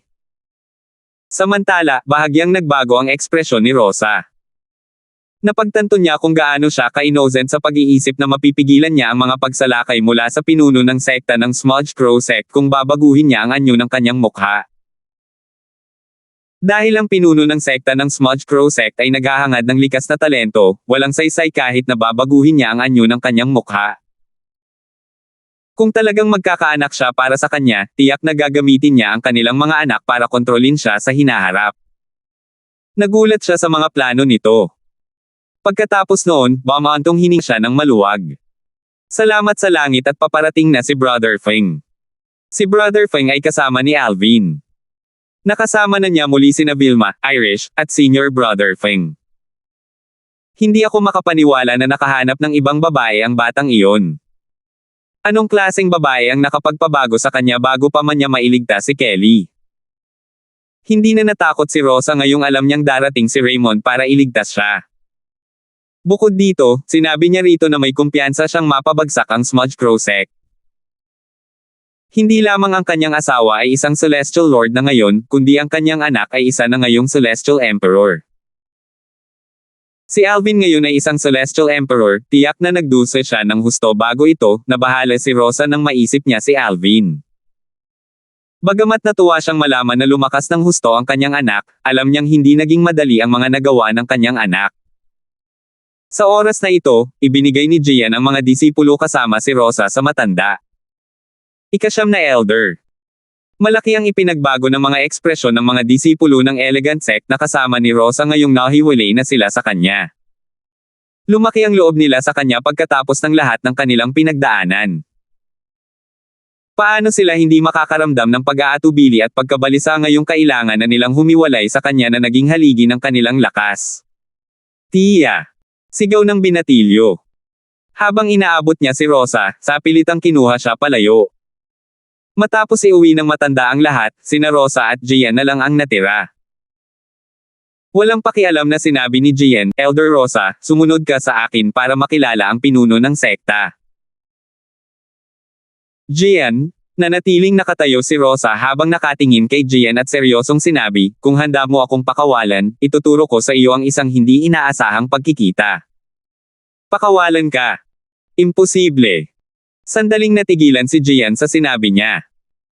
Pagkatapos, naiinip niyang sinabi, Elder Rosa, huwag mo akong sisihin sa pagiging bastos kung ayaw mo pa ring gumalaw. Sumagot si Jian, dahil likas na talento iyan, hindi ba't ibig sabihin noon ay ipinanganak ka ng may talento iyan? Ipinanganak na kasama nito. Tumawa si Rosa. Umakyat ako mula sa isang makamundong mundo. Gaano kataas ang kaya ng aking likas na talento? Isang gulat na ekspresyon ang lumitaw sa mukha ni Gian, galing ka ba sa isang makamundong mundo? Umakyat din si Gian mula sa isang makamundong kaharian. Isa siyang napakalaking talento noong nasa makamundong kaharian pa siya, ngunit naging pangkaraniwan lamang pagkatapos niyang umakyat. Hindi siya maihahambing sa mga celestial na ipinanganak sa Devata Realms. Kaya naman, alam na alam niya ang agwat sa pagitan ng mga umakyat at ng mga ipinanganak sa Devata Realms. Elder Gian, hindi ka naniniwala sa akin. Umiling si Rosa. Kung ganoon nga, kalimutan mo na ang sinabi ko. Kung hahayaan mo akong umalis, plano kong sabihin sa iyo kung paano sumikat ng husto ang aking likas na talento. Dahil wala kang pakialam, dalhin mo ako sa iyong sect leader. Kung maaari ko lang piliin, mas gugustuhin kong makipagkasundo sa iyo dahil natatakot akong baka hindi niya ituloy ang case in Darfield. Tiningnan niya si Gian nang may kahulugan sa pagtatapos ng kanyang mga salita. Nanatiling tahimik si Gian. Pinagmasdan niyang mabuti ang mukha ni Rosa, naghahanap ng mga senyales na nagsisinungaling ito. Sa huli, sinabi niya, Elder Rosa, dapat mong malaman na hindi sapat ang mga salita lamang para makumbinsi ako. Tila walang pakialam si Rosa na hindi siya pinaniwalaan ni Gian habang sinasabi niya, noon, nagkataon lang na may nakita akong lugar. Ang Heaven and Earth Spirit Energy sa lugar na iyon ay iba sa mga nasa Devata Realms, mas mayaman sila. May kalansay sa pasukan ng lugar na iyon kasama ang isang Memory Celestial Talisman na naglalaman ng huling mensahe ng namatay. Sinabi niya na ang lugar na nagkataon na nakita ko ay labi ng isang Realm of God. Hindi ko alam kung ano ang Realms of Gods hanggang sa makilala ko ang isang makapangyarihang nilalang habang ako ay gumagala sa mundo. Ang Realms of Gods ay mga realm na nakahihigit sa Devata Realms. Dito nanirahan ang mga taong nakamit ang pagka-Diyos, ibig sabihin ay ang mga nakalusot sa yugto ng isang 10-direction Celestial Emperor. Matapos makuha ang Heaven and Earth Spirit Energy mula sa labi ng isang Realm of God, ako ay nagbago at ang aking likas na talento ay tumaas. Kung totoo ang sinasabi mo, bakit hindi mo ito isiniwalat sa mga taga-eleganteng sekta? Hindi ba't malapit ka sa iyong Panginoon? Tanong ni Gian na may pag-aalinlangan. Gayunpaman, makikita ang bahid ng kasakiman sa kaibuturan ng kanyang mga mata. Tila medyo nakumbinsi siya sa mga sinabi ni Rosa. Natural lang na narinig ni Gian ang tungkol sa mga kaharian ng mga Diyos. Kung hindi nagsisinungaling si Rosa tungkol sa lugar na pinasukan niya, walang duda na ang enerhiya ng espiritu ng langit at lupa doon ay mas nakahihigit kaysa sa anumang lugar sa mga kaharian ng Devata. Hindi imposible para sa lugar na iyon na mapaunlad ang talento ng isang tao. Sa kasamaang palad, hindi niya alam na wala siyang makukuhang malaki kahit na pumunta siya sa ganoong lugar. Ang espiritu ng enerhiya ng langit at lupa ay maaari lamang mapaunlad ang likas na talento at baguhin ang konstitusyon ng mga hindi pa nagiging mga celestial. Siyempre, sinabi ko sa aking Panginoon ang tungkol sa lugar na iyon. Gayunpaman, hindi siya interesado dahil limitado ang kanyang oras. Binalaan niya ako at sinabihan akong ilihim ang lugar na iyon sa takot na magdulot ito ng problema sa akin, kaya hindi ko ito sinabi kahit kanino, sabi ni Rosa. Pagkatapos, maingat niyang sinabi, Elder Gian, kung gusto mong malaman kung saan matatagpuan ang lugar na iyon, gumawa tayo ng case in Darfield. Huwag mo akong isipin na patayin pagkatapos kong ibunyag ang lokasyon ng lugar na iyon sa iyo. Sabi ni Gian, ako ba, Gian, ang ganoong klaseng tao? Sige, ano pa bang gusto mong kapalit bukod sa kalayaan mo? Pinag-iisipan ko pa rin iyan. Patuloy ko itong pag-iisipan habang tayo ay naglalakbay patungo sa labi ng isang kaharian ng mga Diyos. Sasabihin ko sa iyo kapag nakapagdesisyon na ako, sabi ni Rosa. Sige. Tumanggaw si Gian. Sa kabila ng kanyang mga sinabi, wala siyang balak na hayaang mabuhay si Rosa matapos siyang akayin ni Rosa sa labi ng isang kaharian ng Diyos. 3,399. Sa huli, naniwala si Gian sa mga salita ni Rosa at nagsyang sundan siya patungo sa mga labi mula sa isang kaharian ng mga Diyos. Hindi na kailangang sabihin pa, hindi na niya dinala si Rosa sa pinuno ng sekta ng Smudge Crow Sect. Bago umalis sa sekta, dinala niya ang kanyang anak, na mahal niya, at ang kanyang 3 disipulo, na lubos niyang pinahahalagahan. Dahil nagpasya siyang palayain si Rosa kapalit ng isang hindi inaasahang engkwentro, nagpasya siyang tuluyang umalis sa Smudge Crow sect. Ang nag-iisang anak ni Gian, si Clyde, ay isa ring hari ng langit. Mas malakas din siya kaysa kay Rosa. Napataas ang kilay niya nang malaman ang plano ng kanyang ama at sinabing, hindi ba't masyadong mapanganib ito? Nag-aalala ka ba na nagsisinungaling siya sa akin? Mapagmahal na tiningnan ni Gian ang kanyang anak habang sinasabing, manalig ka, Connor. Hindi siya maglalakas loob na magsinungaling sa akin. Bukod pa rito, wala siyang pakinabang sa pagsisinungaling. Magdurusa siya sa napakasakit na kamatayan kung magsinungaling siya sa akin. Mabubuhay sana siya ng maayos kung nanatili siya sa pinuno ng sekta. Sa pagtatapos ng kanyang mga salita, sumulyap siya kay Rosa ng may babala. Nanatiling kalmado si Rosa, at lalo pang nakumbinsi si Gian na hindi ito nagsisinungaling. Sa sandaling ito, isang lalaking nasa katanghaliang gulang, ang pinakamatandang disipulo ni Gian na mas malakas kaysa kay Clyde, ang nagbabantang nagsabi, pangalawang nakababatang kapatid, masyado kang nag-iisip. Wala siyang laban sa atin. Lahat tayo ay mas malakas kaysa sa kanya, at mas marami siya kaysa sa atin. Paano siya makakatakas kung nagsinungaling siya sa atin? Kahit nakitin niya tayo sa isang patibong at magawang patayin o saktan ang isa sa atin, hindi pa rin siya makakatakas. Sa pagtatapos ng kanyang mga salita, ngumiti siya ng may paghamak. Kasunod nito, sumang-ayon ang natitirang 2 disipulo ni Gian, tama. Pangalawang senior brother. Tama ang panganay na senior brother. Wala siyang magagawa sa atin. Alam din ni Clyde ang mga bagay na ito. Hindi niya lang maiwasang magtanong. Matapos makumpirma ang kanyang iniisip, nakaramdam siya ng kapanatagan. Kasunod nito, seryoso niyang sinabi, bilasan natin at umalis. Mula ngayon, hindi na tayo miyembro ng Smudge Crow sect. Kung malaman ng sect leader na dinala natin si Rosa, hindi niya tayo kailanman palalayasin. Hindi magtatagal at ang isa sa atin ay magiging isang celestial lord pagkatapos makapasok sa labi ng isang realm of gods. Sa oras na iyon, ang sect leader ay hindi maglalakas loob na kumilos ng walang ingat laban sa atin. Sino ang nakakaalam kung lahat tayo ay sabay-sabay na umasenso, maaaring kailanganin pa niyang bumaba sa kanyang posisyon at hayaan ang master na maging sect leader ng Smudge Crow sect, sabi ng unang disipulo ni Gian. Pagkatapos, humarap siya kay Gian at sinabing may papuri, Guro, salamat sa pagbibigay sa akin ng isang kahangahangang pagkakataon. Makakaasa ka, magiging tapat ako sa iyo kahit na bumuti ang aking lakas. Tumango rin ang natitirang 2 disipulo ni Gian at nagpahayag ng kanilang pasasalamat. Tumango si Gian. Tuwang-tuwa siyang makitang tapat sa kanya ang kanyang mga disipulo. Nagpasya siyang isama ang kanyang 3 disipulo dahil kailangan niya ng ilang mapagkakatiwalaang katulong. Isa siyang ambisyosong tao. Matapos niyang pagbutihin ang kanyang lakas, nagpasya siyang tumuon sa isang puwersang mas malakas kaysa sa ika-6 na baitang na Smudge Crow sect. Manguna ka, malamig na sabi ni Gian kay Rosa, huwag ka nang magsinungaling. Ngayong nakaalis na tayo sa Smudge Crow sect, wala nang makakapidyo sa atin na patayin ka kung magsisinungaling ka sa amin. Natural lang na gusto ni Gian na umalis sa Smudge Crow sect sa lalong madaling panahon. Una, hindi na siya makapaghintay na sumailalim sa isang pagbabago at mapataas ang kanyang likas na talento.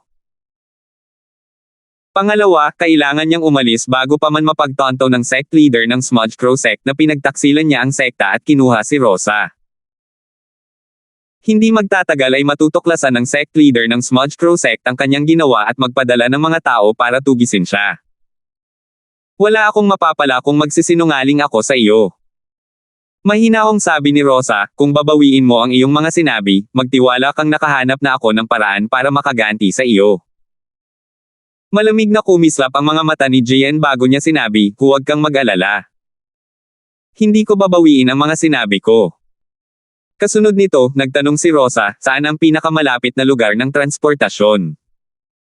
Kailangan muna nating pumunta doon. Sa katunayan, alam niya ang lokasyon ng pinakamalapit na lugar ng transportasyon, ngunit sinasadya niyang hilingin kay Gian na akayin siya papunta roon. Ang Scholarwood City, sagot ni Gian bago siya nagtanong, ang lugar na binanggit mo ay wala sa Purple Revelation Territory. Tama iyan. Tumango si Rosa. Hindi nagsalita si Gian habang pinangungunahan niya si Rosa, ang kanyang anak, at ang kanyang 3 disipulo patungo sa Scholarwood City. Kasabay nito, pinalibutan ng kanyang anak at 3 disipulo si Rosa habang naglalakbay sila upang pigilan itong makatakas. Kasabay nito, nakahinga ng maluwag si Rosa. Sa katunayan, nalaman lamang niya ang tungkol sa mga labi ng Realms of Gods kay Alvin kanina. Sinabi na niya sa kanya ang tungkol sa mga labi ng Realms of Gods at naisip niya ang ideyang ito upang mapanatili siyang ligtas bago ang kanilang pagdating. Dahil tunay siyang nagmula sa isang makamundong kaharian at nagbago noong siya ay nasa Divine Offering Realm, hindi mahirap kumbansihin si Gian. Bago magdesisyon sa planong ito, iminungkahi ni Alvin kay Rosa na sabihin niya kay Gian na mayroon siyang suporta mula sa isang Celestial Emperor. Gayunpaman, matapos itong pag-isipan, naisip niyang mahirap kumbansihin si Gian. Kaya naman, sa huli, nagpasya silang magsinungaling tungkol sa mga labi ng isang Realm of Gods. Tutal, ang kasakiman ay bahagi ng kalikasan ng tao. Bilang isang elder mula sa isang puwersang nasa ika-6 na baitang, hindi katulad ni Gian na maaaring maging isang Celestial Lord sa buhay na ito. Paano niya bibitawan ang pagkakataong mapabuti ang kanyang talento at cultivation base? Bago umalis sa Smudge Crow Sect, sinabi rin ni Rosa kay Alvin na papunta siya sa Scholarwood City. Nang dumating si Alvin at ang iba pa sa Purple Revelation Territory, sila ay dinala sa gitna ng kawalan. Tila nasa pagitan siya ng Smudge Crow Sect at Elegant Sect. Dahil mas mapapahamak si Rosa kung magpapatuloy siya sa Smudge Crow Sect, naisip niya na mas makabubuti para sa kanya na mag-atubiling umalis sa Smudge Crow Sect habang hinahanap nila siya. Alam mo ba kung nasaan ang Scholarwood City? Tanong ni Alvin kay Elder Hal. Swoosh! Sa isang kisap mata, si Elder Hal ay naging isang nagliliyab na pulang 3-legged golden crowd. Binuhat niya sina Alvin at Raymond, at naglakbay ng malayo sa bawat pagwagayway ng kanyang mga pakpak. Kung nakita siya ng mga nakakakita sa galaw ni Elder Hal sa sandaling ito, malamang ay napagkamalan nila siyang araw. Sa wakas, nakarating na tayo. Kahit medyo malayo ang Scholarwood City, mabilis na nakarating sina Alvin at Raymond salamat kay Elder Hal. Nagpadala agad ng mensahe si Alvin kay Rosa pagdating niya at nakahinga siya ng maluwag nang malaman niyang hindi pa ito dumarating. Pare, harangin natin sila. Dahil nakarating na sila sa Scholarwood City at halos alam na nila ang direksyon papunta sa Smudge Crow Sect, hindi magiging mahirap na maarang si Gian na papunta na sa Scholarwood City. Gayunpaman, pagkatapos magsalita ni Alvin, nakatanggap siya ng isa pang mensahe mula kay Rosa. Alvin, Lil ikaw tayo papunta sa Scholarwood City. Natatakot siguro silang matuklasan ng mga tao mula sa Smudge Crow Sect. Mas makabubuti kung hintayin ninyo ako ng tatay mo sa Scholarwood City. Matapos pumayag sa kahilingan ng kanyang ina, ibinalita ni Alvin sa kanyang ama ang tungkol sa pagbabago ng plano. Kasunod nito, sumakay ang mag-ama sa likod ni Elder Hal at pumailang lang sa kalangitan habang hinihintay ang pagdating ni Rosa. Pinalawak ni Elder Hal ang kanyang banal na kamalayan at binalot ang buong Scholarwood City. Sa sandaling makapasok si Rosa sa lugar na nababalot ng kanyang banal na kamalayan, agad siyang maaalerto sa presensya at kinaroroonan nito.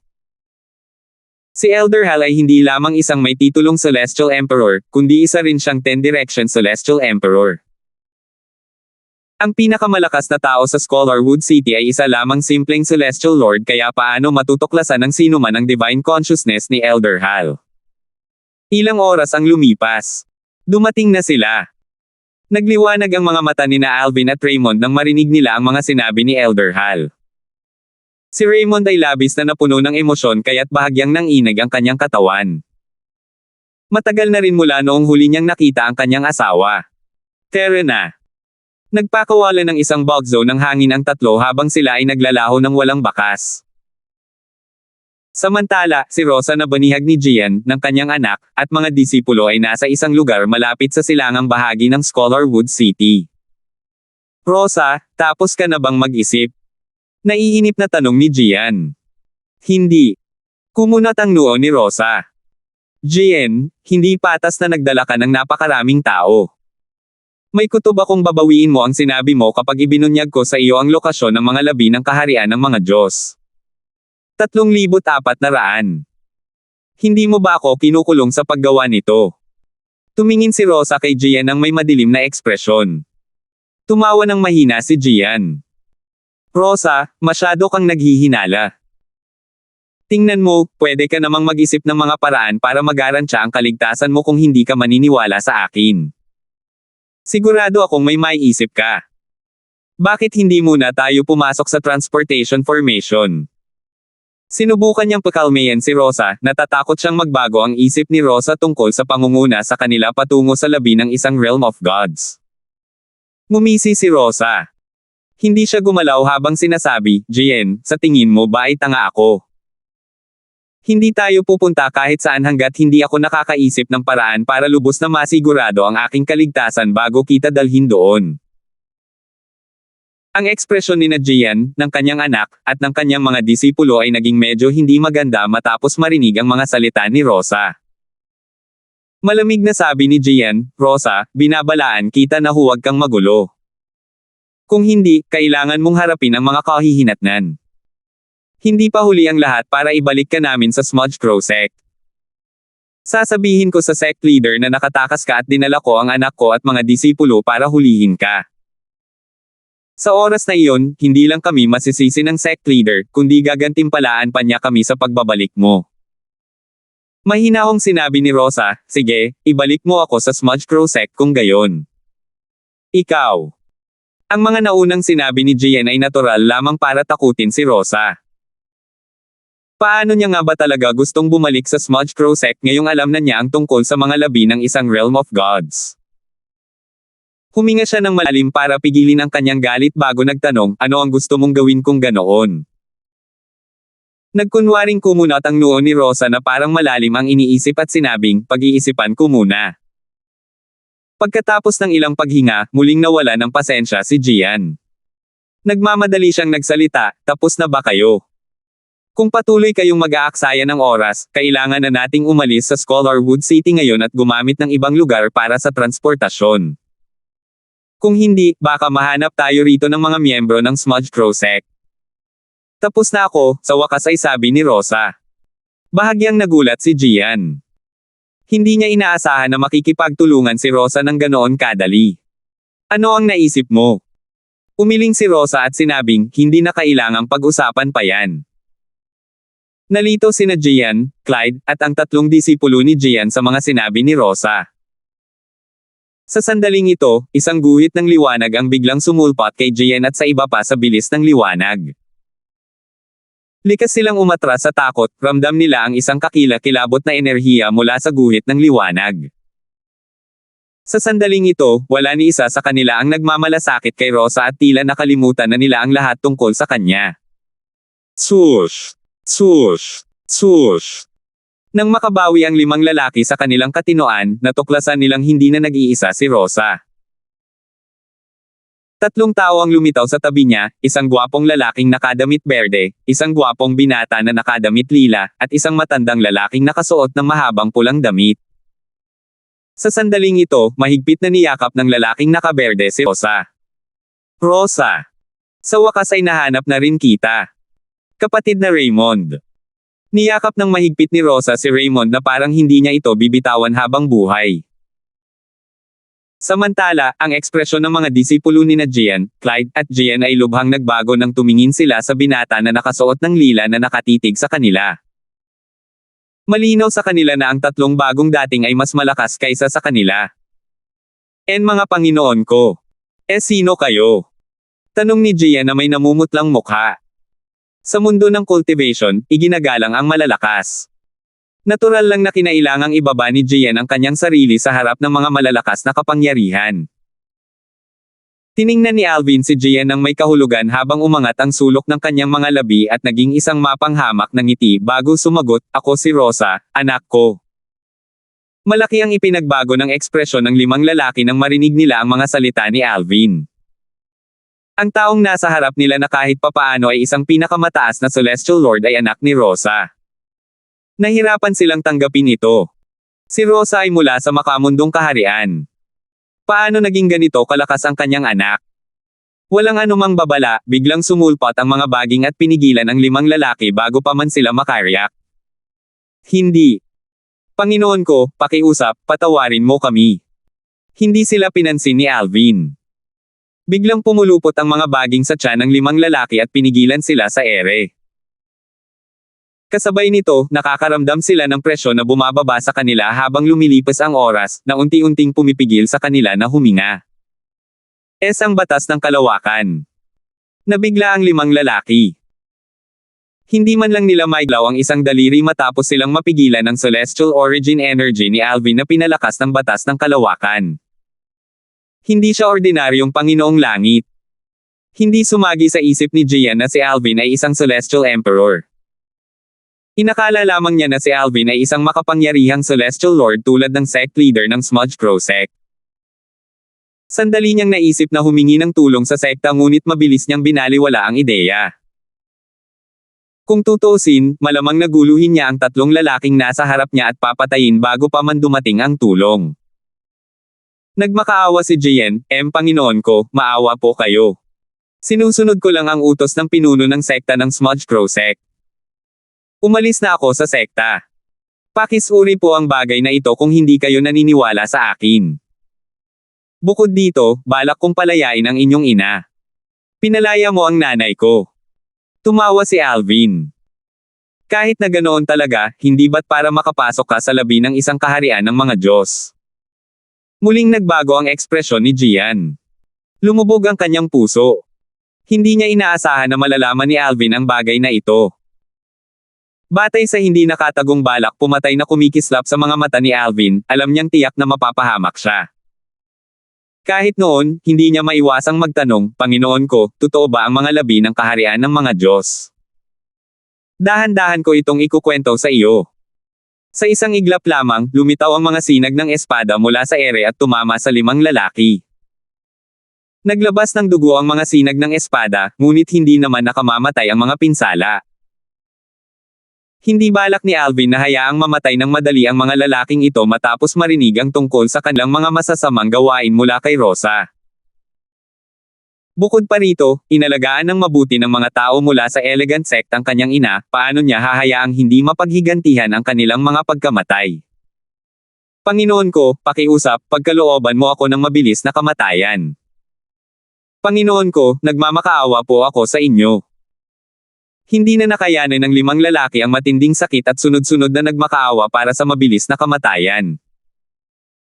Lubos silang pinigilan ng batas ng kalawakan na restraining DPT kaya hindi man lang nila magamit ang kanilang celestial origin energies para magpakamatay. Sa wakas, sinabi ni Alvin, "Magpasensya ka. Hayaan mong sabihin ko sa iyo ang tungkol sa mga labi ng isang realm of gods." Patuloy niyang sinabi ng dahan-dahan habang ang limang lalaki ay sumisigaw ng malungkot sa sakit, "May mga labi ng realms of gods talaga." Gayunpaman, ang heaven and earth spirit energy doon ay walang magagawa upang mapabuti ang likas na talento ng isang tao kung ikaw ay magiging isang celestial.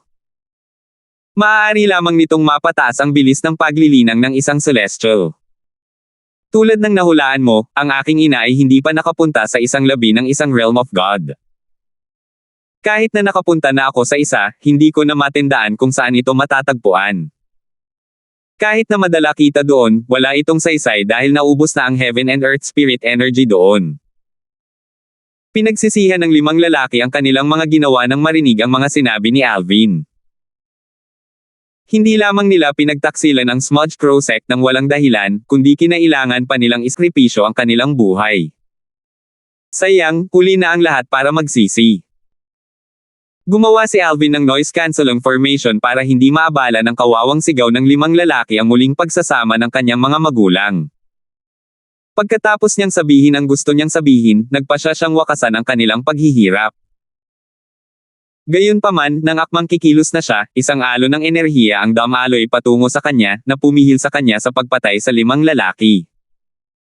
Binata, lahat ng buhay ay pinahahalagahan ng kalangitan. Dapat kang magpakita ng awa.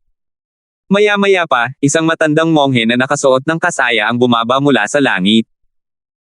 Sa bawat hakbang niya, isang matingkad na lotus na may masaganang enerhiya ang namumukadkad sa ilalim ng kanyang mga paa. Pagdating niya sa harap ni Alvin, itinaas niya ang kanyang kamay at nagpakawala ng isang alon ng enerhiya patungo sa 5 lalaking nasa bingit ng kamatayan. Pinanood ni Alvin ang paghilom ng mga sugat ng 5 lalaki sa bilis na nakikita ng mga mata. Batay sa makapangyarihang puwersa ng buhay, masasabi niyang naunawaan na ng matanda ang batas ng buhay, isa sa 4 na kataas-taasang batas. Bagamat hindi ito ang unang pagkakataon na nakatagpo siya ng isang taong nakakaunawa sa batas ng buhay, walang duda na ang matanda ang pinakamalakas sa kanilang lahat. 3,401. Batay sa celestial origin energy ng matandang monghe na pinalakas ng batas ng buhay, maliwanag na ang matandang monghe ay isang celestial emperor na medyo makapangyarihan. Sa pinakamababa, masasabi ni Alvin na ang celestial origin energy ng matandang monghe ay mas malakas kaysa sa kanya. Bukod dito, nararamdaman niya ang lalim ng enerhiya ng matandang monghe. Kaya naman, sigurado siyang ang matandang monghe ay isang may titulong celestial emperor. Salamat sa pagliligtas sa amin, Ginoo. Nagmamadaling nagpasalamat si Jian at ang iba pa sa monghe at Yumoko. Baka sa kanilang mga mukha ang ginhawa at kaligayahan. Sa sandaling ito, tuluyan nang humiwalay si Rosa sa yakap ni Raymond.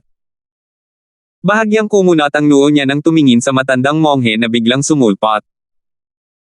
Matandang monghe, sabi ni Alvin na may bahid ng pagkalamig, huwag kang makialam sa hindi mo maintindihan. Binata, hindi mabuting maging mabagsik, sabi ng matanda habang umiiling. Hindi na nagabalang mag-aksaya ng salita si Alvin sa matandang monghe na biglang sumulpot. Sa halip, sinabi niya kay Elder Hal, huwag mo siyang patayin. Tumanggaw si Elder Hal at agad na sumalakay. Nagpakawala siya ng triple fuse na lalim mula sa batas ng apoy.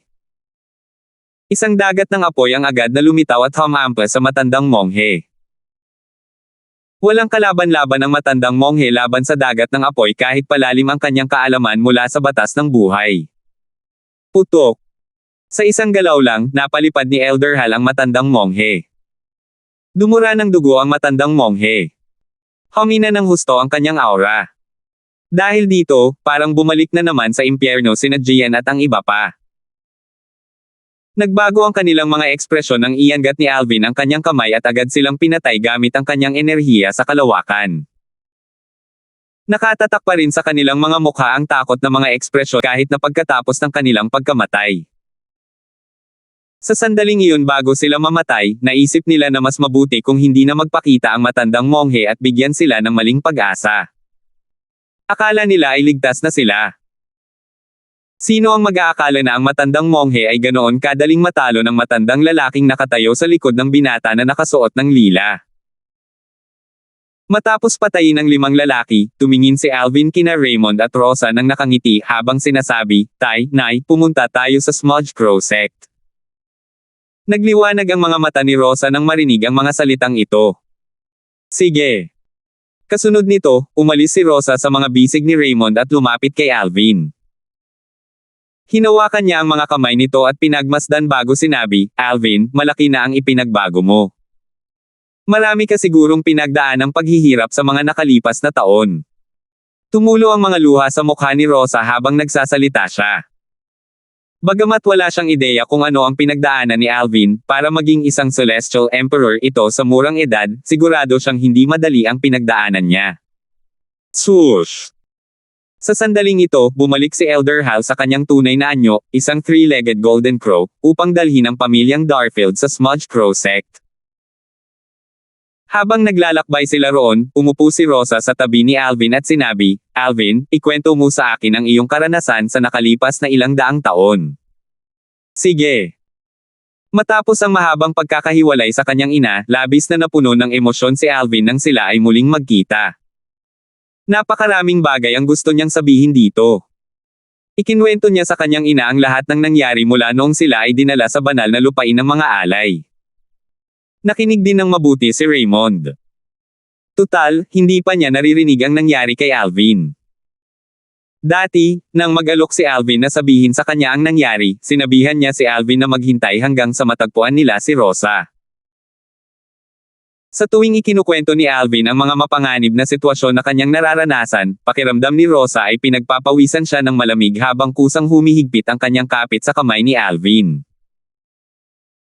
Samantala, matapos umalis si Alvin at ang kanyang pamilya nang hindi man lang sumulyap sa matandang monghe, ang mahabaging ekspresyon sa mukha ng matandang monghe ay nawala at napalitan ng kalupitan at kawalang awa. Malakas siyang nagmura, sino sila? Nangahas silang saktan ako, Parent Shiva. Patuloy siyang bumulong sa sarili, sabi nila pupunta sila sa Smudge Crow Sect. Nasaan na iyon? Hahanapin ko ang nakatatandang kapatid at hihilingin sa kanya na ipaghiganti ako. Paano kung ang taong iyon ay nakapag-master na ng triple fused profundities? Ang nakatatandang kapatid ko ang pinakamalakas na tinaguriang Celestial Emperor sa ilalim ng tato, ang Heavenly Emperor ng Purple Revelation Heaven. Kasunod nito, ang matandang monghe ay nagtungo sa lugar ng transportasyon sa Scholarwood City upang magtungo sa palasyo ng Inked Heavenly Emperor. Natural lamang na walang kaalam-alam si Alvin sa iniisip ng matandang monghe. Hindi niya inaasahan na ang tila mahabagi na matandang monghe ay may ganito kalaking kalupitan. Sa tulong ni Elder Hal at sa pagbibigay sa kanila ng mga direksyon ni Rosa, hindi nagtagal ay nakarating sila sa Smudge Crow Sect. Habang nakatayo siya sa labas ng lupain ng Smudge Crow Sect, nag-alab ang mga mata ni Rosa sa apoy ng galit. Sa sandaling ito, biglang sumigaw si Alvin, Tanya. Naalala niya na hindi pa pala niya na ipapakilala si Tanya sa kanyang ina. Medyo kinakabahan siya na baka magalit ang kanyang ina sa kanya dahil sa paghahanap ng ibang kasama habang si Kelly ay bihag pa rin sa Divine Offering Land. Naisip niya na mapapaganya ang sitwasyon kung hahayaan niya si Tanya na tulungan ang kanyang ina sa pakikitungo sa Smudge Crow Sect at sa Elegant Sect. Kapatid na Alvin. Si Tanya na nasa isang saradong cultivation ay mabilis na bumalik sa kanyang katinoan nang marinig niya ang boses ni Alvin. Anong nangyari? Tanya, nahanap ko na ang mga magulang ko. Dapat mo silang puntahan at makilala. Dapat mo ring tulungan ang nanay ko sa ilang mga bagay para magkaroon sila ng magandang relasyon. Sabi ni Alvin, na medyo nahihiya. Mga magulang mo.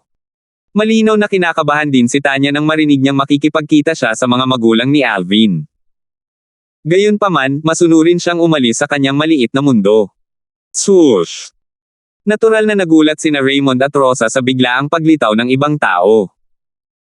Nang sa wakas ay natanong nila ng mabuti si Tanya, natulala sila sa walang kapantay nitong kagandahan. Ikaw si Tanya, di ba? Nabanggit ka na sa akin ng tatay ni Alvin. Mukhang mabait kang bata, nakangiting sabi ni Rosa. Tila kontento na siya kay Tanya. Mas maganda ang reaksyon ni Rosa kaysa sa inaasahan ni Alvin. Samantala, namula si Tanya nang marinig ang mga salita ni Rosa. Nahihiyang binati niya ang mga magulang ni Alvin, Tiyo, Tia. Sa katunayan, nagkaroon lamang ng lakas ng loob si Tanya na batiin sina Raymond at Rosa dahil sa paghihikayat ni Alvin sa pamamagitan ng voice transmission. Medyo nakaramdam siya ng pagkailang, ngunit dahil sa mainit na personalidad ni Rosa, hindi nagtagal ay nagkasundo na sila ni Tanya. Nang makita ito, nakahinga ng maluwag si Alvin. Kasabay nito, nakita niya ang kanyang ama na palihim na nag-thumbs up sa kanya. Hindi siya sigurado kung pinupuri ba siya ng kanyang ama dahil sa pagkatagpo ng isang walang kapantay na kagandahan o ang kakayahang harapin ang sitwasyon. Ngayong kumalma na siya, sinabi niya, Inay, kahit na mas bata si Tanya kay Vilma, isa na siyang Celestial Emperor. Sa katunayan, mas mataas ang kanyang cultivation base kaysa sa akin. Matutulungan kanya na harapin ang Smudge Crow Sect. Pagkatapos, nagpatuloy siya sa pagsasabing, maghihintay tayo sa labas para masigurong walang makakatakas mula sa Smudge Crow Sect. Nagkunwaring galit na sabi ni Rosa, hindi mo pa nga ikinakasal si Tanya, pero inuutusan mo na siya. Paano mo siya pakikitunguhan kapag pinakasalan ka na niya? Natural lamang na alam ni Rosa ang intensyon ng kanyang anak. Alam niyang gusto nitong magkaroon ng magandang relasyon si Tanya sa kanya. Kaya naman, hinawakan niya ang kamay ni Tanya at nakangiting nagtanong, Tanya, matutulungan mo ba ako? Siyempre naman, Tia. Tungkulin kong tulungan ka. Sagot ni Tanya. Hindi na siya nakakaramdam ng pagkailang kapag kasama si Rosa. Sa sandaling ito, sinabi ni Alvin sa pamamagitan ng voice transmission, Tanya, pakisuyong gawin ang sinasabi ng aking ina. Hindi mo na kailangang magpakita ng awa. 9 sa 10 miyembro ng Smudge Crow Sect ay kasuklam-suklam na mga tao. Matapos marinig ang pagtrato ng Smudge Crow Sect sa Elegant Sect, alam ni Alvin na ang Smudge Crow Sect ay hindi isang matuwid na sekta. Sa kanyang palagay, hindi nakakalungkot na lipulin ang sekta.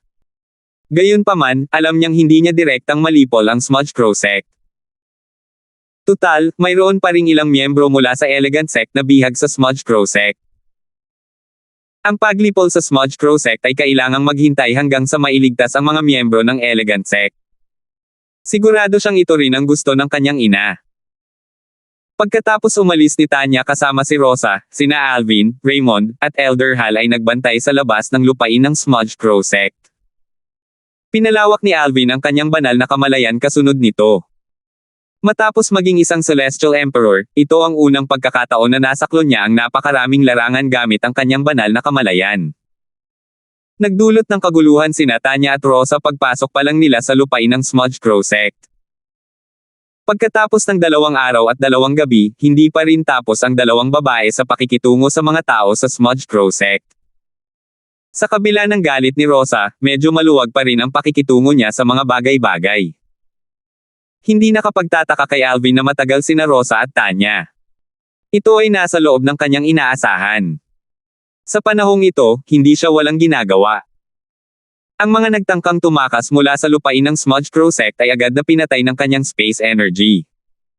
Sa ikatlong araw, biglang tumangala si Elder Hal sa malayo. Napansin ni na Alvin at Raymond ang biglaang paggalaw ni Elder Hal at sinundan ang direksyon ng tingin nito. Pagtingala nila, nakita nila ang 2 figure na lumilipad patungo sa kanila mula sa malayong kalangitan. Hindi pamilyar si Alvin sa taong lumilipad sa unahan, ngunit nakilala niya ang taong lumilipad sa likuran. Walang iba kundi ang matandang monghe na nagtangkang iligtas ang buhay ni Jien at ng iba pa ngunit tinuruan siya ni Elder Hal ng leksyon. 3,402. Kawili-wili. Nakahanap ba siya ng tutulong sa kanya? Bahagyang ngumiti si Elder Hal habang pinagmamasdan ang 2 figure sa malayo. Hindi ako magpapakita ng awa kung alam kong darating siya para maghanap ng gulo. Hindi ko rin inaasahan ito. Sabi ni Alvin habang umiiling, naging mabait ako sa pamamagitan ng pagliligtas sa kanyang buhay dahil mukhang mahabagin siya. Isipin mo, nang ahas siyang magdala ng tulong at bumalik para maghanap ng gulo. Sa sandaling ito, ang matandang monghe ay nakarating na sa harap ng Smudge Crow Sect. May kasama siyang isang matabang monghe na nasa katanghaliang gulang na may 2 metro ang taas. Nang makita niya sina Alvin, Raymond, at Elder Hal, sumigaw siya, kapatid. Sila na. Sinaman ang tingin ni Perrin, ang matandang monghe, sina Alvin at Elder Hal. Ang mahabaging ekspresyon sa kanyang mukha ilang araw na ang nakalipas ay naglaho ng walang bakas at napalitan ng isang mabangis na ekspresyon. Para siyang ibang-iba na tao. Samantala, isang malaking upo ng alak ang nakitang nakasabit sa baywang ng matabang monghe na nasa katanghaliang gulang. Ang upo ng alak ay kasing laki ng isang 5 o 6 na taong gulang na bata. Nang marinig ang mga salita ni Perrin, tumingin siya kina Alvin, Raymond, at Elder Hal. Nang dama po ang kanyang tingin kay Elder Hal, nanliit ang kanyang mga mata at nagtanong ng may pagyayelo, ikaw ba ang nanakit sa aking ikatlong kapatid? Tama iyan. Walang takot na humakbang si Elder Hal palapit sa matabang monghe. Nakialam ang pangatlo mong kapatid sa mga bagay na walang kaugnayan sa kanya at sinubukang iligtas ang mga karapat-dapat sa kamatayan. Iniligtas ko ang buhay niya dahil sa palagay ko ay wala siyang masamang intensyon. May balak ka bang maghiganti para sa kanya? Kapatid ko siya. Nakakagulat ba na ipagtanggol ko siya? Sabi ng matabang monghe, Ginoo, sabihin mo po ang pangalan ninyo. Ang isang may titulong Celestial Emperor na nakaunawa sa triple fused depths ay hindi maaaring maging isang walang kwentang tao.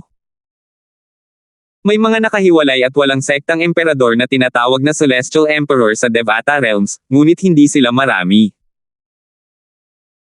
Karamihan sa mga may titulong Celestial Emperor na nakaabot na sa isang tiyak na antas ng lakas ay kadalasang sasali sa mga puwersang nasa antas langit o sa palasyo ng langit ng kani-kanilang Devata Realms. Nalaman ng matabang monghe mula sa kanyang ikatlong kapatid na ang matandang lalaking nakapula ang damit sa harap nila ay natutong pagsamahin ang tatlong lalim. Dahil sa lakas na iyon, natitiyak niyang ang matandang lalaking nakapula ang damit ay isang mahalagang tao. Siguro, dapat mo munang ipakilala ang iyong sarili, walang pakialam na sabi ni Elder Hal sa matabang monghe. Bago pa makapasalita ang matabang monghe, napangisi si Perian. Pagkatapos, mayabang niyang itinaas ang kanyang baba at sinabing, mas mabuting makinig kang mabuti. Ang panganay kong kapatid ay si Norval, ang pinakamalakas na may titulong Celestial Emperor sa ilalim ng Purple Revelation Heaven's Heavenly Emperor. Ang kanyang titulo ay Winegord Celestial Emperor. Pagkatapos magsalita ni Perrin, tinitigan niya ng mabuti ang mukha ni Elder Hal, naghahanap ng bakas ng takot. Kaya ikaw ang Winegord Celestial Emperor, Norval. Tumango si Elder Hal habang nakatingin sa matabang monghe na si Norval. Si Tato, ang Heavenly Emperor ng Purple Revelation Heaven, at ako ay maituturing na magkakilala. Nag-usap tayo minsan. Kumunat ang noo ni Norval nang marinig ang mga salitang ito. Kilala mo ba ang ating Panginoong Emperador sa langit? Tato ang pangalan ng Emperador ng langit ng Emperador ng Lila na pahayag. Namuhay siya ng mag-isa at hindi nagkaroon ng mga bagong kaibigan simula nang maging emperador ng langit ng Lila na pahayag.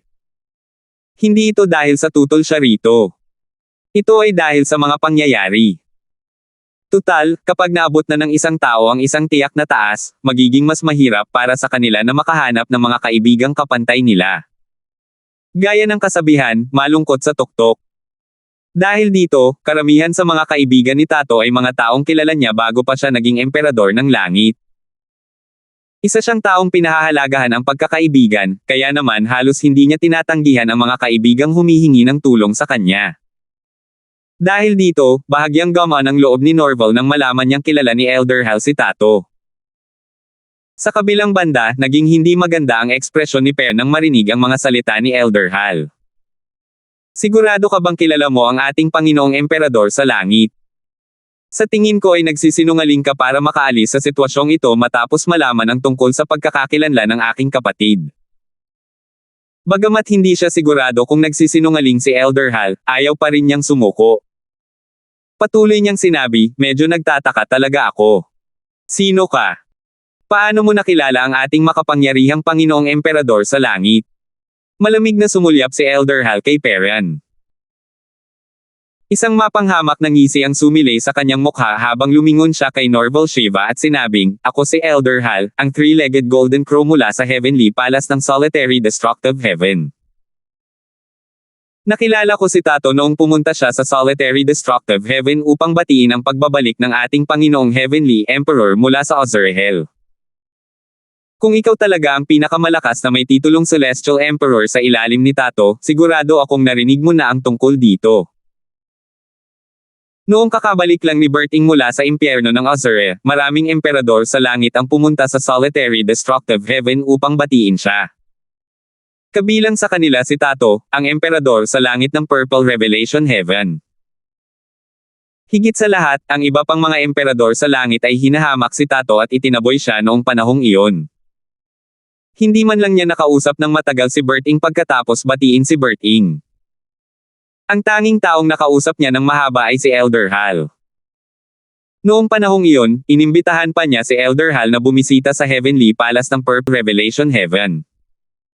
Ikaw ba ang Golden Crow Celestial Emperor? Nanlaki ang mga mata ni Norval nang hindi mahahalata. Tulad nga ng sinabi ni Elder Hal. Nang bumalik si Tato mula sa Solitary Destructive Heaven, nabanggit niya si Elder Hal. Doon niya unang narinig ang tungkol sa Golden Crow Celestial Emperor mula sa Heavenly Palace ng Solitary Destructive Heaven. Mabilis na bumalik sa dati ang katinoan ni Norval. Matapos huminga ng malalim, sinabi niya ng may mas magalang na saloobin kaysa dati, ikaw pala si Elder Hal. Humihingi ako ng paumanhin kung nasaktan kita. Bagamat magkapantay sina Norval at Elder Hal, at pareho silang nasasakupan ng isang emperador sa langit, halos hindi maihahambing si Tato kay Berting. Dahil sa pagkakaiba ng lakas sa pagitan ng dalawang emperador sa langit, kinailangan pang humingi ng pabor ni Tato kay Berting. Dahil dito, magalang si Norval kay Elder Hal. Bago pa makasagot si Elder Hal, mariing sinabi ni Norval, pangatlong kapatid, humingi ka na ng tawad kay Elder Hal ngayon. Ikinwento ni Perrin ang lahat kay Norval kaya alam ni Norval na maliit lang ang alitan ni na Perrin at Elder Hal. Kahit na malaki ito, hihingi pa rin siya ng tawad kay Perrin. Nang makita niya ang pagkadismaya at kawalan ng pagsang-ayon sa mukha ni Perrin, binalaan niya si Perrin sa pamamagitan ng voice transmission, hayaan mong sabihin ko sa iyo, kahit hindi ko itinuturing na Heavenly Emperor of the Solitary Destructive Heaven, hindi ako kumpiyansa na matatalo ko ang Golden Crow Celestial Emperor. Minsan ay sinabi sa akin ng ating Panginoong Heavenly Emperor na ang Golden Crow Celestial Emperor ay dapat na nasa pangalawang pwesto sa mga tinaguriang Celestial Emperor sa ilalim ng Heavenly Emperor of the Solitary Destructive Heaven. Nangangahulugan ito na ang kanyang lakas ay mas mababa kay Edmund, ang Heavenly Savage Celestial Emperor. Ang Golden Crow Celestial Emperor ay hindi isang taong kaya nating saktan. Matapos makinig sa mga salita ni Norval, kahit na ayaw niya, humingi pa rin ng tawad si Perrin kay Elder Hal. Humihingi ako ng paumanhin, Elder Hal. Nagkamali ako, at sana mapatawad mo ako. Hindi mo na kailangang humingi ng tawad sa akin, sabi ni Elder Hal habang lumingon kay Alvin na nakatayo sa tabi niya at sinabing, ito ang Young Master ng Solitary Destructive Heaven, ang tanging tunay na disipulo ng ating Panginoong Heavenly Emperor. Siya ang dapat mong hinga ng tawad. Agad na nagbago ang ekspresyon ng mukha ni Norval. Inakala niyang si Perrin ay nakasakit lamang kay Elder Hal. Hindi niya inaasahan na si Perrin ay nakasakit din sa nag-iisang tunay na disipulo ng Heavenly Emperor ng Solitary Destructive Heaven. Huminga siya ng malalim at tiningnan si Perrin ng may kahulugan na may madilim na ekspresyon sa mukha. Pangatlong kapatid. Sa oras na ito, makikita ang bahid ng takot sa mga mata ni Perrin. Hindi na niya kailangang babalaan pa si Norval habang yumuko ito at sinabing, Young Master, nakikialam lang po ako. Sana mapatawad ninyo ako. Walang balak si Alvin na gawing malaking isyo ang bagay na ito kaya tumango siya at walang pakialam na sinabi, ito na ang katapusan ng bagay na ito. Salamat po, Batang Panginoon. Mabilis na nagpahayag ng pasasalamat si Norval. Kasunod nito, nakangiti niyang tinanong, Batang Panginoon, dahil nandito ka sa Purple Revelation Heaven, bakit hindi mo bisitahin ang aming palasyo sa langit? Sigurado akong matutuwa ang ating Panginoong Emperador sa langit na makilala ka. Tiyak na tatanggihan ni Elder Hal ang imbitasyon ni Alvin nang tumango si Alvin. Sige. Gayunpaman, natatakot ako na kailangan itong maghintay hanggang sa matapos ang pakikitungo ng aking ina sa Smudge Crow Sect. Ayos lang, ayos lang. Maaari tayong maghintay, masiglang sabi ni Norval. Pagkatapos noon, nagtanong siya ng may kuryosidad, Young Master, ang Smudge Crow Sect ay isang sekta lamang ng ika-6 na baitang. Iniisip ko kung paano ito nauugnay sa iyong ina. Samantala, si Perrin ay nagpalipat-lipat sa pagitan ng pagtingin kay Alvin ng may pagkamangha at pag-iwas sa tingin ni Alvin. Naisip niya sa sarili, ang tunay na disipulo ni Heavenly Emperor Berting. Alam kong kakaunti lang ang mga disipulo niya noon. Ang kanyang katayuan ay dapat nakapantay ng halaga ni Edmund sa paningin ni Heavenly Emperor Berting. Nawasak ang banal na artifact ni Heavenly Emperor Berting nang mapilitan siyang pumasok sa Ozerhel. Sa kabila nito, nabalitaan kong pagkatapos niyang umalis sa Ozerhel, binigyan niya si Edmund ng isang banal na artifact. Nangangahulugan ito na malamang na nakakolekta si Heavenly Emperor Berting ng maraming banal na artifact habang siya ay nasa Ozerhel. Kumislap ang kasakiman sa mga mata ni Perrin, at mabilis niyang ibinaba ang kanyang ulo upang itago ito. Kung ang binatang ito ay tunay na disipulo ni Heavenly Emperor Berting, makatuwiran na tiyak na binigyan din siya ni Heavenly Emperor Berting ng isang banal na artifact. Kahit ang ating Panginoong Heavenly Emperor ay walang pag-aari ng banal na artifact. Salamat po at sinamahan ninyo ako. Ingat lagi mga master.